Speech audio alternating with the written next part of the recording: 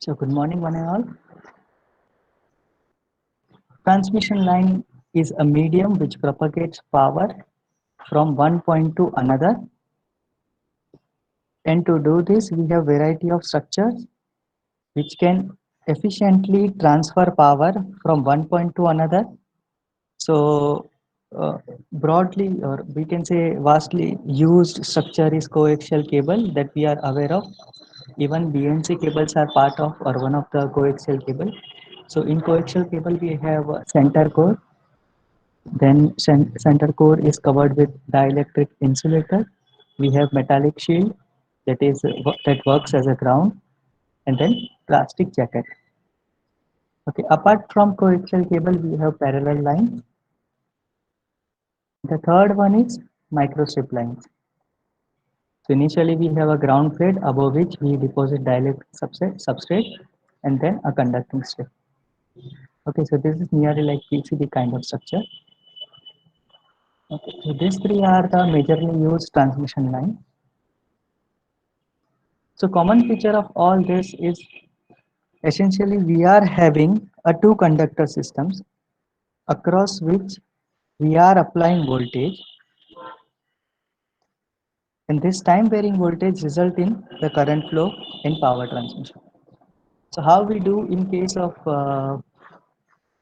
coaxial cable, that on this line and on this line. So this are we can consider this two as our two conductors. This is one conductor number one, conductor number two.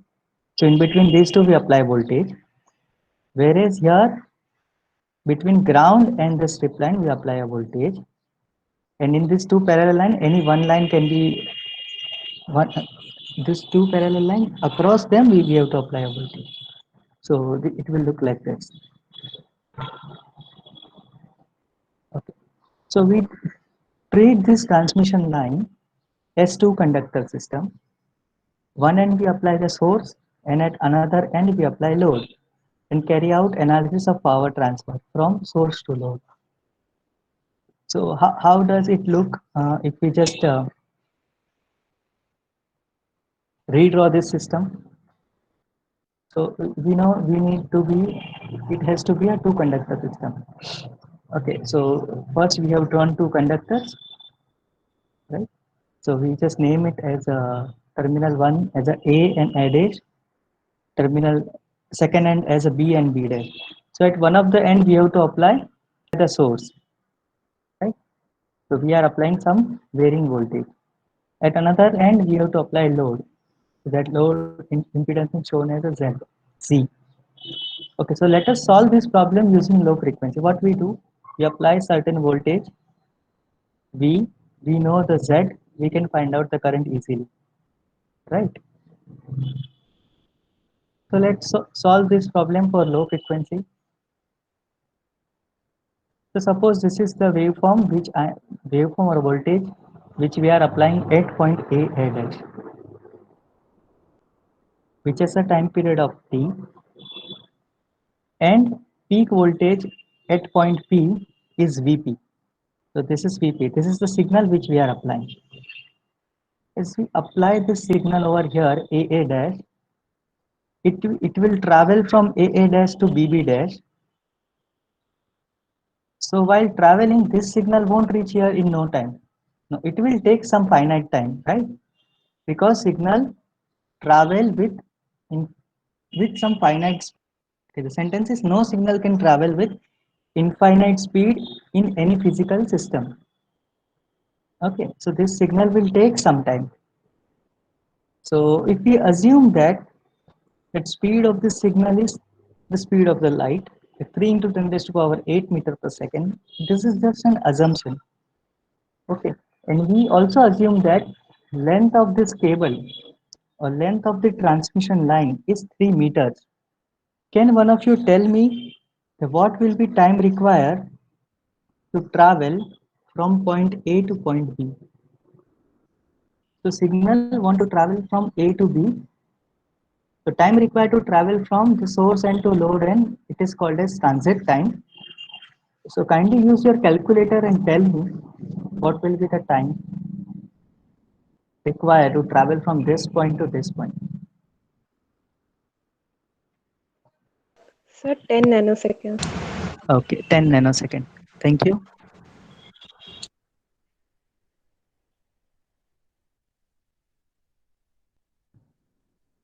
So the time required to travel from A to B is 10 nanosecond.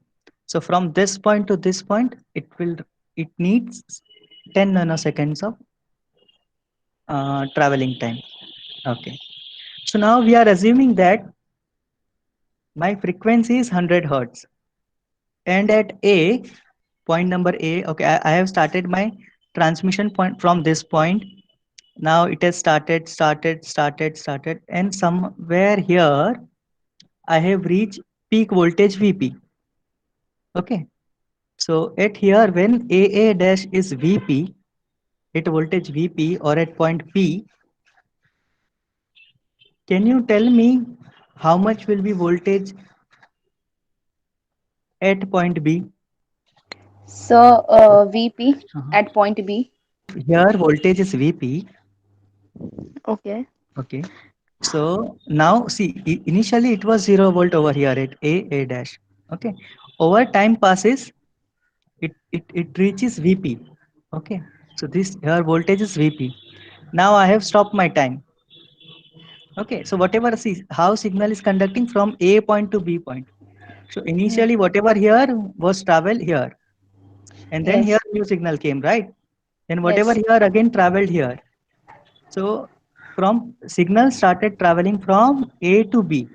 So this 0 to VP, it will be like from this 0 to VP. Okay, if I say this is 0, this is 10. So at initial Hmm. period, my voltage at A, point number A was 0. Correct. Okay, then after 1 second, voltage at A is 1 volt. Okay, Hmm. Hmm. but B is 0. Getting? Yes, sir. Okay, now this at this point, A voltage at A is 2. Okay, but voltage at B is So it would be 0 volts. okay. We are assuming still it is 0. Hmm. Okay, so here it will be 2 volt, here it will be 1 volt, here it will be 0 volt. 0 volts. Correct. Okay, Hmm. so now if my voltage here is 5, Hmm. A is 5, so here it will be 5, here it will be 4, 4. 3, 2, Hmm. 1, And beyond that would be 0. 0 again. Okay, so when we say at A, point number A, it is VP, definitely at point number B, it will be towards any point, anything which is on left hand side of VP.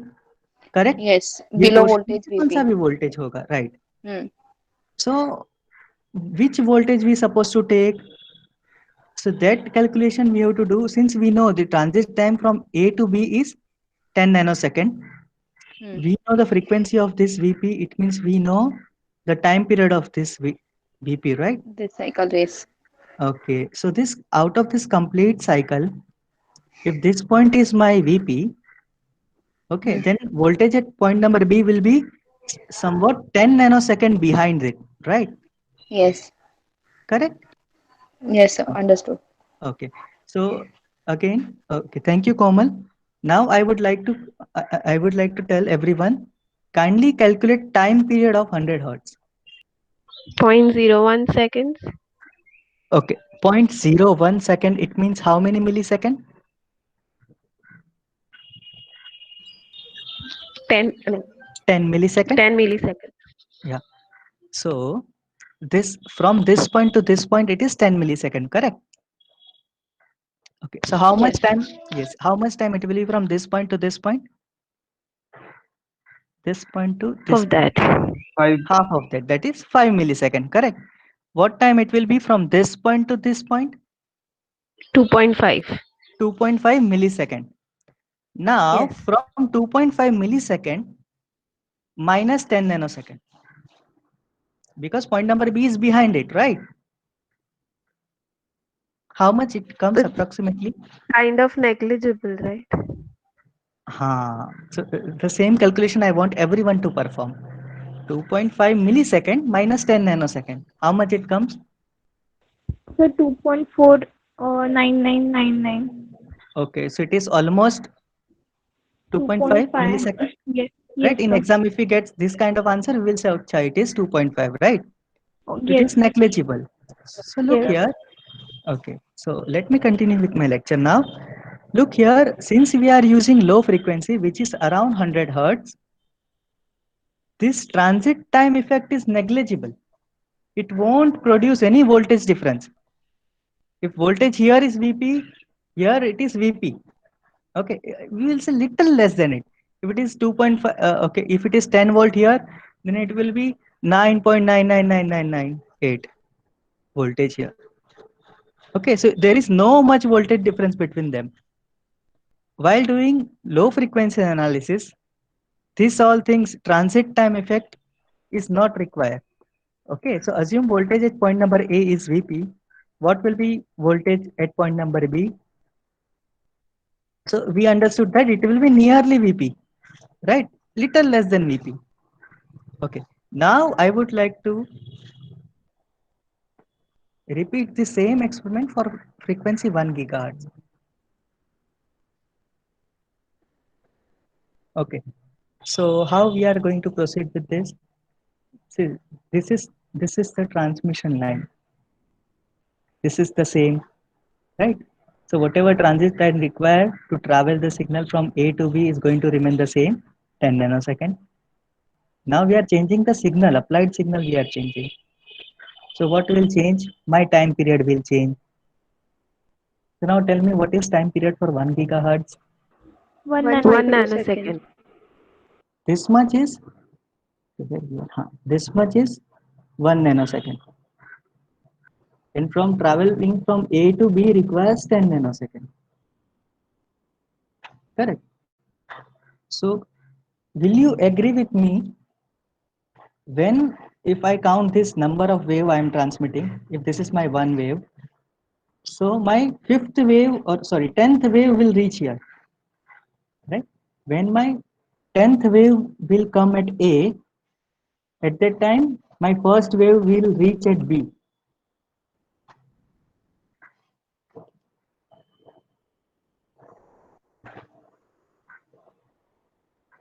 Okay, consider this as a train. ये मेरा first bogie है. This is my starting point. This is my ending point. My first bogie will occupy 1 nanosecond. My second bogie will occupy another nanosecond. Third will occupy another nanosecond. Like this. 10th bogie will occupy 10 nanosecond. तो ये engine यहाँ पर पहुंचने के लिए उसके पीछे 10 डब्बे होने चाहिए, right? So now see initially what was the case? इसके पहले वाले में at point number A Vp was here, at point number B Vp also here. It is like nearly same time, right? But now in case of 1 gigahertz, what happened? Scenario completely changed, right? It is independent now. जो भी voltage यहाँ पे वो यहाँ पे नहीं है. It is not the same. Correct? अच्छा, I need one of you to tell हाँ sir समझ में Yes, आ sir. रहा है. Yes, sir. Okay. We cannot neglect time of traveling from point number A to point number B, right? So this traveling time required to travel signal from point number A to point number B or from source to load, it is called a transit time. So now question arises, when can I neglect the transit time effect? And when shall I incorporate transit time effect? Okay, so we have understood this. When can I neglect transit time effect? So when potential difference between A and B is quite small, okay, transit time can be neglected. If it is 5 and 4.999, it can be neglected. Okay, and second is when the potential difference between A and B is significant, then transit time cannot be neglected. So this effect we need to incorporate. When can we neglect? When potential difference between A and B is quite small. When it will be small? When your time period T is quite higher than your transit time. In case of 100 hertz, our time period was 10 milli and transit time was 10 nanosecond. Correct. So when when time period T is very much greater than transit time TR, At this time, transit time effect can be neglected. So when T and TR are comparable, that is our second example, 1 gigahertz. The time period was 1 nanosecond, transit time was 10 nanosecond. Okay, they are comparable. Then transit time cannot be neglected. We cannot neglect this effect. We need to incorporate. So now space, that is a length or size of the structure, started playing the role, right? So now this length of this structure started playing the role. So as my operating frequency increases, my time period decreases, and then at a given point, my time period will be nearly equal to transit time, and then effect of transit time is significant. Okay, let's do some analysis from our knowledge. So when my time period is greater than the transit time, it means we can neglect this effect. Substitute the formula for my transit time. What is transit time? It is time required to travel from point number A to point number B, or from source to the load in general. So how much it is traveling?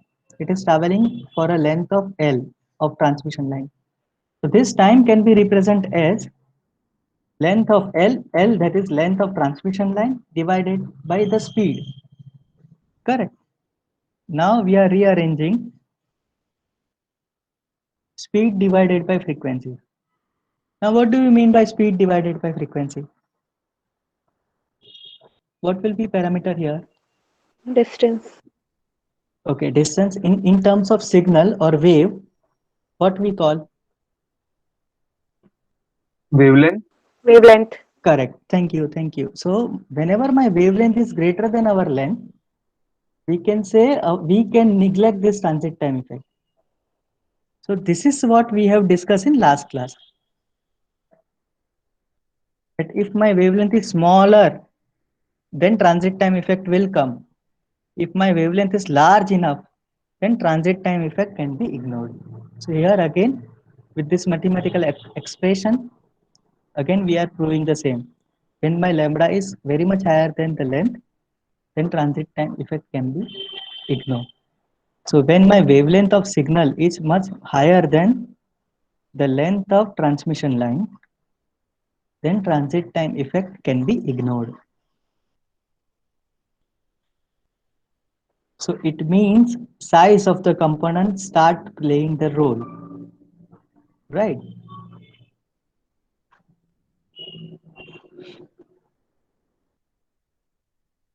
So this is the today's lecture.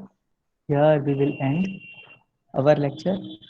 But we will see our previous example that lambda is 1 millimeter. Lambda is wavelength of my signal, which is traveling in transmission line, has a wavelength 1 millimeter. Correct. So this point is 0 millimeter, 0.5 millimeter, and 1 millimeter. Now, if you check the size of this component, you will see within this line itself, we will have some potential difference. Correct. Okay. If I have resistor which is half of this length, okay, it will start from here and it ends here.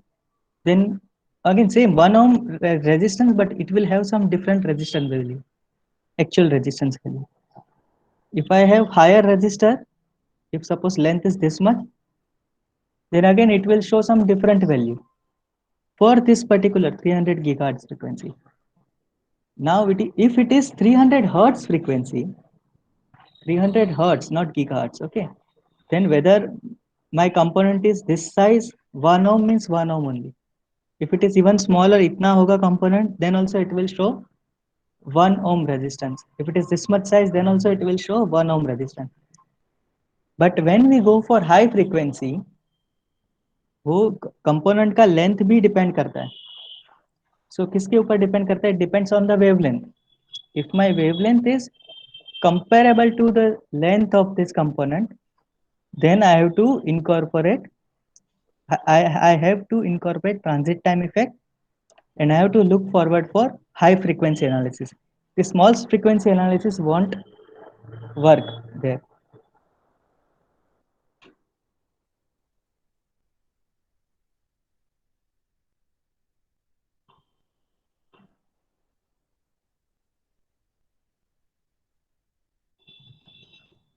Okay, so next lecture onwards, we will start doing our high frequency analysis.